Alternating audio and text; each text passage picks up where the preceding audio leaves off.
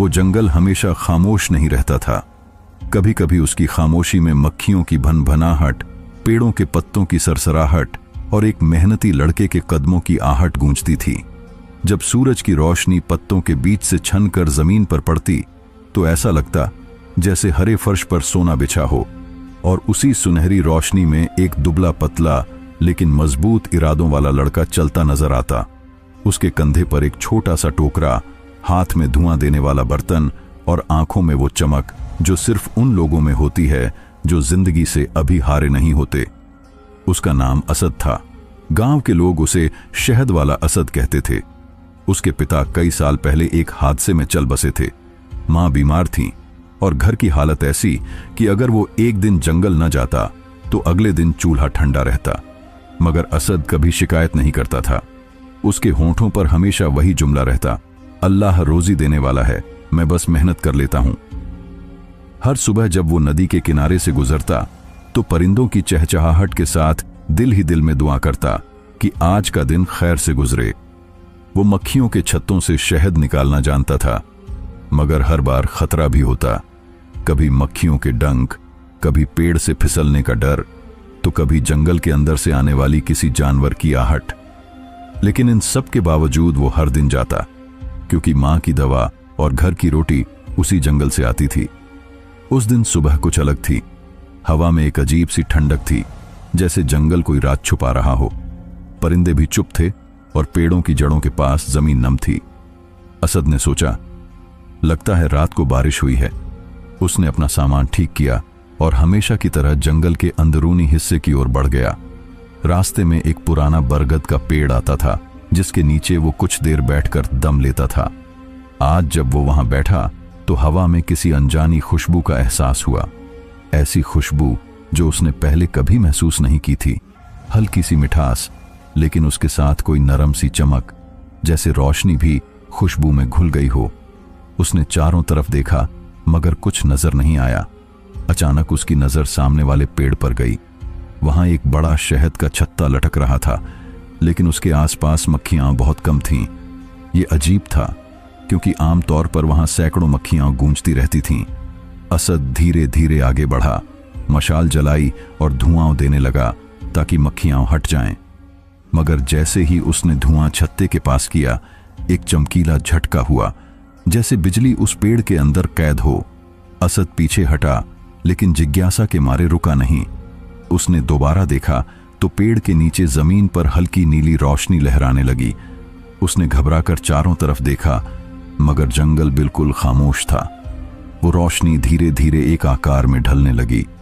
पहले तो उसे लगा कि शायद उसकी आंखों का धोखा है, लेकिन जब वो रोशनी इंसानी शक्ल लेने लगी तो उसका दिल जोर से धड़कने लगा। वो एक झंझादी थी। उसके लंबे बाल हवा में लहरा रहे थे। आंखों में दर्द और थकान थी। उसके कपड़ों से हल्की नीली चमक निकल रही थी, जैसे चांदनी उसके बदन से फूट रही हो। असद एक कदम पीछे हटा। डर तो हुआ, मगर फिर उसकी मां की बात याद आई, बेटा, किसी कमजोर से डरना नहीं, शायद अल्लाह ने उसके जरिए तुम्हें आजमाना हो। ये सोचकर वो धीरे धीरे आगे बढ़ा। कौन हो तुम? उसने हौले से पूछा। झिंझादी की आंखें आधी खुली थीं। उसकी आवाज कमजोर लेकिन मीठी थी। मैं रोशा हूं, रोशनी की वादी से। मैं जख्मी हूं। असद के कदम ठिठक गए। उसने अपनी आंखें मल लीं। क्या यह सपना है? लेकिन नहीं, वो सच में वहां थी। उसकी सांसें भारी थीं और उसके कंधे पर जलने का निशान था, जैसे किसी ने आग से छू लिया हो। तुम्हें यह चोट कैसे लगी? असद ने पूछा। कुछ स्याह जिन थे, वो वादी पर कब्जा करना चाहते थे। मैं भाग निकली, मगर उसकी बात अधूरी रह गई। वो जमीन पर गिर पड़ी। असद के दिल में डर नहीं, बल्कि हमदर्दी जगी। उसने अपना रुमाल निकाला और उसके जख्म पर बांधा। फिर मशक से थोड़ा पानी उसके होंठों से लगाया। वो पानी पीकर हल्का सा मुस्कुराई। तुम इंसान हो, फिर भी मेरी मदद कर रहे हो? असद ने मुस्कुराकर कहा। तुम तकलीफ में हो तो खुदा की मखलूका हो। इंसान या जिन, क्या फर्क पड़ता है? यह सुनकर रोशा की आंखों में हल्की चमक लौट आई। लोग हमसे डरते हैं, मगर तुम, वो मुस्कुराई, तुम अलग हो। मैं बस इतना जानता हूं, असद बोला, कि नेकी डर से नहीं रुकनी चाहिए। उसने अपने कंधे से छोटी चादर उतारी और उसे ओढ़ा दी। ये जगह सुरक्षित नहीं है, मैं तुम्हें कहीं ले चलता हूं। मैं इंसानों की बस्ती में नहीं जा सकती, उसने धीमे से कहा। तो पास में एक सूखा दरिया है, वहां एक गुफा है, मैं अक्सर वहां रुकता हूं, तुम वहां चलो, सुरक्षित रहेगी। रोशा ने सिर हिला दिया। उसके कदम लड़खड़ा रहे थे। असद ने उसे सहारा दिया। जंगल के पत्ते उनके पैरों तले चरमराने लगे और हवा में वही नीली रोशनी तैरने लगी। जब वो गुफा में पहुंचे, असद ने मशाल जमीन में गाड़ दी। ये मेरा छोटा ठिकाना है, यहां मैं रात गुजार लेता हूं। रोशा ने चारों तरफ देखा। दीवारों पर शहद के छत्ते लगे थे। तुम इनसे शहद निकालते हो? हां, यही मेरा काम है, मां की दवा इसी से आती है। रोशा चुप रही, फिर बोली, इंसानों में अब भी ऐसे दिल हैं जो लालच से नहीं, मोहब्बत से भरे हैं। असद ने हैरानी से उसकी ओर देखा। मैंने सुना था जिनजादियां इंसानों को नुकसान पहुंचाती हैं। वो हल्के से मुस्कुराई, लेकिन उसकी मुस्कान में उदासी थी। नहीं असद, सब एक जैसे नहीं होते। कुछ जिन भी हैं जो रोशनी की हिफाजत करते हैं, लेकिन जब अंधेरा बढ़ता है तो हमें भी छुपना पड़ता है। गुफा में खामोशी फैल गई। बाहर हवा के झोंकों में पेड़ झूमने लगे। असद ने मशाल की लौ धीमी कर दी ताकि रोशनी मुलायम रहे। तुम्हें आराम करना चाहिए रोशा, मैं बाहर से पानी और शहद लेकर आता हूं। शहद? उसने हैरानी से पूछा। हां, मेरा काम है ना, जख्मों पर भी लगता है, शफा देता है। असद बाहर गया, थोड़ी देर में शहद लेकर लौटा और उसके जख्म पर लगाया। रोशा ने आंखें बंद की। उसके चेहरे पर सुकून उतर आया। ये बहुत नरम है, उसने कहा। मेरे अब्बा कहते थे शहद अल्लाह की तरफ से शिफा है। तुम्हारे अब्बा कहाँ हैं? चले गए कई साल पहले। रोशा ने सर झुका लिया। मुझे अफसोस है। असद मुस्कुराया।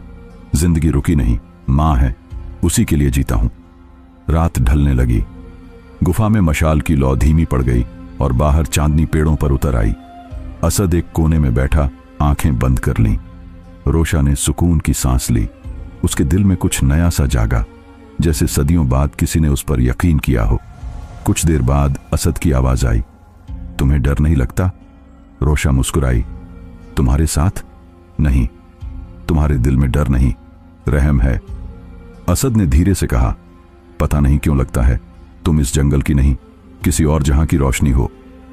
रोशा ने नजरें चुरा लीं, मगर होंठों पर मुस्कान थी। शायद हम दोनों अपनी अपनी दुनिया में अकेले थे और अल्लाह ने हमें एक पल के लिए मिला दिया। रात गहरी होती गई। गुफा के बाहर चांदनी सफेद चादर सी बिछ गई। हवा में मिठास थी, जैसे शहद और दुआ की खुशबू घुली हो। असद सो गया और पहली बार उसके दिल में एक अनोखा सुकून उतरा। रोशा जागती रही। उसने आसमान की ओर देखा और बुदबुदाई, ऐ खालिक नूर, इस इंसान ने मेरे दिल में वो जज्बा जगा दिया है जो सदियों से सोया था। अगर ये खता है तो मुझे माफ कर। उसने नीचे देखा। असद गहरी नींद में था, चेहरे पर मासूम सुकून। उसके पास एक मक्खी उड़ती हुई आई और बैठ गई। रोशा मुस्कुराई। ये तुम्हारी साथी हैं, मगर आज से शायद मैं भी तुम्हारी कहानी का हिस्सा बन गई हूं। जंगल फिर खामोश था। बस पेड़ों के बीच से आती हवा की सरसराहट बाकी थी और उसी पल नीली रोशनी की हल्की झिलमिल के साथ, जैसे जंगल ने पहली बार किसी राज को स्वीकार कर लिया हो। सुबह की रोशनी जब गुफा के मुहाने पर फैली तो नर्म धूप की किरणें रोशा के चेहरे पर आकर ठहर गईं। वो कुछ पल आंखें मूंदे बैठी रही, जैसे ये रोशनी उसके जख्मों को छूकर मिटा रही हो। असद अब भी सो रहा था। उसकी नींद में वो सुकून था जो मेहनत और सच्चाई से थकने के बाद मिलता है। रोशा ने धीरे से उसे देखा, जैसे पहली बार किसी इंसान को इतने करीब से देख रही हो। उसकी सांसों की लय, चेहरे पर जमी थकान और होंठों के किनारे हल्की मुस्कान, सब में एक अजीब सी सादगी थी। उसने मन ही मन सोचा, इंसान कमजोर जरूर होता है, लेकिन जब वो भलाई करता है तो फरिश्ते जैसा लगता है। थोड़ी देर बाद असद जागा। आंखें खुलते ही उसने रोशा को बैठा देखा। तुम अब तक जाग रही हो? रोशा ने मुस्कुराते हुए कहा। हम जिन्हों को नींद कम आती है, रोशनी का बोझ हल्का नहीं होता। असद हंसा। तुम बहुत अजीब बातें करती हो। कभी कभी लगता है तुम आसमान से उतरी हो। शायद कभी थी भी, उसने धीरे से कहा, पर अब जमीन से जुड़ गई हूं, उसने अपने जख्म पर हाथ रखा। अब दर्द बहुत कम था। असद ने देखा, लगता है शहद ने असर किया। नहीं असद, उसने नरमी से कहा, यह तुम्हारे हाथों की दुआ थी जिसने शिफा दी। असद मुस्कुराया, अगर सच में ऐसा है तो आज भी अल्लाह का शुक्र है। फिर उसने अपनी टोकरियां संभालते हुए कहा, आज मुझे कुछ और पेड़ों से शहद निकालना है। तुम्हें यहां छोड़ जाऊंगा, लेकिन शाम तक लौट आऊंगा। मैं अकेली नहीं रहना चाहती। रोशा ने तुरंत कहा, यह जंगल कुछ भारी सा लगता है। असद ने थोड़ा सोचा, अगर तुम साथ चलो तो वादा करो कि अपना असली रूप नहीं दिखाओगी। लोग तुम्हें देखकर डर जाएंगे। मैं अपना रूप छुपा सकती हूं, उसने कहा। फिक्र मत करो। दोनों गुफा से बाहर निकले।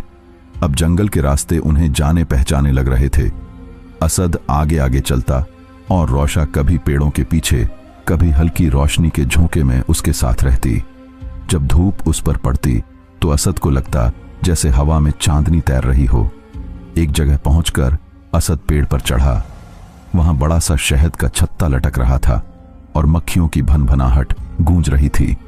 उसने धुआं देने वाला बर्तन जलाया, लेकिन उसका हाथ थोड़ा कांप गया। तुम्हारे हाथ कांप रहे हैं असद, रोशा ने कहा। यह मक्खियों का शोर है। कभी कभी डर लग जाता है। डरो मत, मैं पास हूं, उसने नरमी से कहा। उसकी आवाज में इतना यकीन था कि असद का डर जैसे मिट गया। उसने सावधानी से छत्ता काटा। नीचे खड़ी रोशा उसे देख रही थी। उसकी आंखों में एक कोमल चमक थी। अचानक तेज हवा चली, पेड़ हिला और असद का पैर फिसल गया। वो नीचे गिरने लगा, लेकिन जमीन छूने से पहले नीली रोशनी की एक लहर उठी। रोशा ने हाथ बढ़ाया और वो हवा में ठहर गया। असद हैरान रह गया। तुमने मुझे गिरने से बचा लिया। शायद ये मेरा कर्ज था, उसने मुस्कुराकर कहा। तुमने मेरी जान बचाई थी। वो नीचे उतरा और कुछ देर चुप रहा, फिर बोला, तुम जादू जानती हो? हाँ, रोशा ने कहा, लेकिन हर जादू ताकत नहीं होता। कभी कभी वो दुआ की तरह होता है। असद ने सोचा, काश इंसान भी समझें कि ताकत सिर्फ हाथों में नहीं, दिल में भी होती है। वो दोनों वापस गुफा की ओर लौटे। रास्ते में असद ने बहुत सी बातें की। गांव के बच्चों की शरारतें, मां की दुआएं और उसका सपना कि एक दिन वो इतना शहद बेचेगा कि अपनी छोटी सी दुकान बना ले। रोशा ध्यान से सुनती रही। तुम्हारे सपने सादे हैं लेकिन खूबसूरत। सादगी ही मेरी दौलत है, असद बोला। तुम्हारे पास तो बहुत कुछ होगा। हाँ, बहुत कुछ है। उसने आसमान की ओर देखा, पर सुकून नहीं। हम जिन्हों के पास वक्त है मगर मोहब्बत नहीं। हम रोशनी में हैं पर तन्हा हैं। असद ने कहा, मोहब्बत इंसानों को भी कम ही मिलती है, लेकिन जब मिलती है तो सारी दुनिया बदल जाती है। क्या तुमने कभी मोहब्बत की है? उसने पूछा। असद मुस्कुराया। नहीं, शायद वक्त नहीं मिला। वो हंसी, लेकिन उसकी हंसी में उदासी थी। कभी कभी मोहब्बत वक्त नहीं मांगती, बस एक नजर, एक पल काफी होता है। शाम ढलने लगी। जब वो गुफा के पास पहुंचे तो असद ने देखा जमीन पर अजीब निशान थे, जैसे कोई भारी चीज वहां से गुजरी हो। ये क्या है? रोशा का चेहरा पीला पड़ गया। ये स्याह जिन्हों के कदमों के निशान हैं। वो मुझे ढूंढ रहे हैं। क्या वो यहां तक आ सकते हैं? असद ने घबराकर पूछा। अगर उन्हें मेरा पता चल गया तो हाँ। तो फिर हम क्या करें?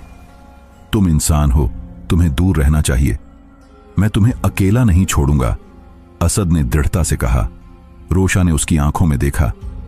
तुम नहीं जानते वो कितने ताकतवर हैं। ताकत अल्लाह की है, असद बोला। अगर नीयत साफ हो तो कोई मखलूक नुकसान नहीं पहुंचा सकती। उसकी बात सुनकर रोशा की आंखों में हैरत उतर आई। तुम सच में इंसान हो, पर तुम्हारा ईमान हमारे जिन्हों से ज्यादा मजबूत है। अचानक दूर से गहरी गड़गड़ाहट सुनाई दी। पेड़ कांप उठे, जमीन हिल गई। वो करीब आ रहे हैं, रोशा ने कहा। हमें गुफा में नहीं रहना चाहिए।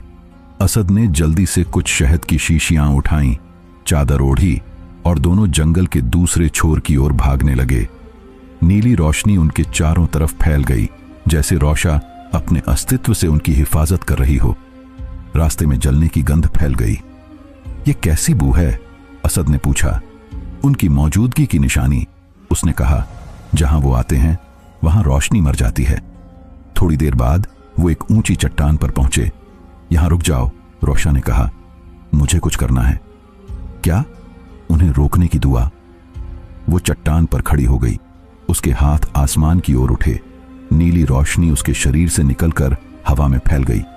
उसके होंठों से अजनबी शब्द निकले जिन्हें असद